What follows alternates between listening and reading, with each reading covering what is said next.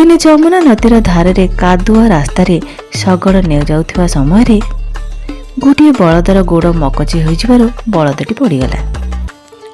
ଯେତେ ଚେଷ୍ଟା କଲେ ବି ବଳଦଟିକୁ ଉଠାଇବା ସମ୍ଭବ ହେଲା ନାହିଁ। ବର୍ଦ୍ଧମାନକ ତାଙ୍କର ପ୍ରିୟ ବଳଦର ସେବା ଯତ୍ନ ପାଇଁ ସେହି ସ୍ଥାନରେ 3 ଦିନ 3 ରାତି ଅଟକି ରହିଲେ। ସାଙ୍ଗରେ ଥିବା ଅନୁଚର ବର୍ଗ ତାଙ୍କୁ କହିଲେ ଯେ ସାମାନ୍ୟ ଗୋଟିଏ ବଳଦ ପାଇଁ ଏତେ ସମୟ ନଷ୍ଟ କରିବା ଉଚିତ ନୁହେଁ। ବର୍ଦ୍ଧମାନକ ଚିନ୍ତା କଲେ, ସତେ ତ ସାମାନ୍ୟ ଗୋଟିଏ ବଳଦ ପାଇଁ ବ୍ୟବସାୟ ବାଣିଜ୍ୟରେ କ୍ଷତି କରିବା ଉଚିତ ନୁହେଁ। ତେଣୁ ଆହତ ବଳଦଟିର ଦେଖାଶୁଣା କରିବା ପାଇଁ ସେଠାରେ କେତେଜଣ ଲୋକଙ୍କୁ ରଖି ସେ ତାଙ୍କର ଗନ୍ତବ୍ୟ ପଥରେ ଚାଲିଲେ। ବଣିକ ବର୍ଦ୍ଧମାନକ ସେଠାରୁ ଯାଉ ନ ଯାଉଣୁ ବଳଦର ଯତ୍ନ ପାଇଁ ନିଯୁକ୍ତ ଲୋକମାନେ ଚିନ୍ତା କଲେ, ଗୋଟିଏ ବଳଦ ପାଇଁ ଯମୁନାର ଏହି ନିର୍ଜନ କୂଳରେ ବସି ରହିବା ଉଚିତ ନୁହେଁ।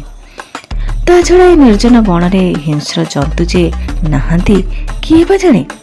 ତେଣୁ ସେଠାରେ ରହିବା ନିରାପଦ ନୁହେଁ ମନେକରି ସେମାନେ ବଳଦଟିକୁ ଛାଡ଼ି ପଳାଇଗଲେ।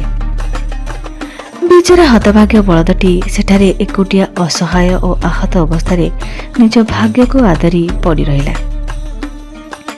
5-7 ଦିନ ଏପରି କଟିଗଲା। ଯମୁନା କୂଳର ନିର୍ମଳ ବାୟୁ ଓ ପୁଷ୍ଟିକର କଞ୍ଚା ଘାସ ଖାଇ ବଳଦଟି ଠିଆ ହେଲା ଏବଂ ଛୋଟେଇ ଛୋଟେଇ ଚାଲିଲା। କ୍ରମେ ବଳଦଟା ସୁସ୍ଥ ହେଲା। ଆସ୍ତେ ଆସ୍ତେ ତାର ମକଚି ଯାଇଥିବା ଗୋଡ଼ଟି ଭଲ ହୋଇଗଲା। ବିନ୍ଧା ଛିଟିକା ବନ୍ଦ ହୋଇଗଲା। ବଳଦଟି ଖାଇ ପିଇ ବେଶ ହୃଷ୍ଟପୁଷ୍ଟ ହୋଇ ଡଉଲ ଡାଉଲ ଦେଖାଗଲା। ବଳଦଟି ନିଜ ଦେଶକୁ ଫେରିବାର ରାସ୍ତା ଜାଣିନଥିଲା। ଏଣେ ପୁଣି ପ୍ରଚୁର ପୁଷ୍ଟିକର କଞ୍ଚା ଘାସର ଲୋଭ। ସେ ସେହିଠାରେ ହିଁ ରହିଗଲା। ବଳଦଟି ଦିନ ବେଳା ଯମୁନାର କୂଳେ କୂଳେ ଘାସ ଖାଇ ବୁଲୁଥାଏ। ମଝିରେ ମଝିରେ ଭୀଷଣ ଗର୍ଜନ କରୁଥାଏ। ବଳଦଟିର ଭୀଷଣ ଗର୍ଜନର ପ୍ରତିଧ୍ୱନିରେ ବଣ ପାହାଡ଼ କମ୍ପି ଉଠୁଥାଏ। ରାତି ହେଲେ ପାହାଡ଼ ତଳ ଗଛ ମୂଳେ ବଳଦଟି ଶୋଇଯାଉଥାଏ। ଏହି ଭାବରେ ବଳଦଟିର ଦିନ କଟି ଯାଉଥାଏ।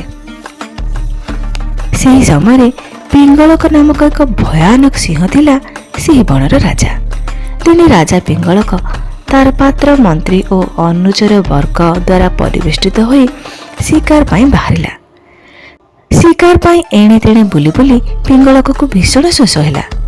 ଯମୁନା ନଦୀର ମଧୁର ଜଳ ପାନ କରି ତୃଷା ମେଣ୍ଟାଇବା ପାଇଁ ନଦୀବନ୍ଧ ତଳକୁ ଆସିଲା ମାତ୍ରେ ବଣିକ ବର୍ଦ୍ଧମାନଙ୍କର ପରିତ୍ୟକ୍ତ ବଳଦଟି ଭୀଷଣ ଗର୍ଜନ କରି ଉଠିଲା।